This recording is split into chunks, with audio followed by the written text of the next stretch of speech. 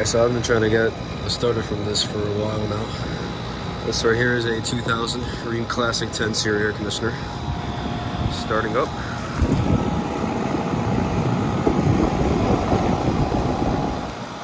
So you can see the motor has been replaced recently. Well, it's been like that for a while now. It's from 2000 and it's a 2-ton. The line is very cold. It's doing good.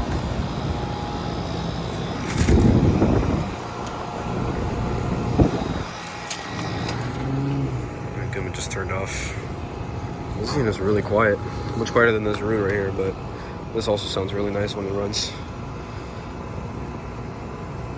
All right, I'm gonna go ahead and wrap up this video. Hope you guys enjoyed.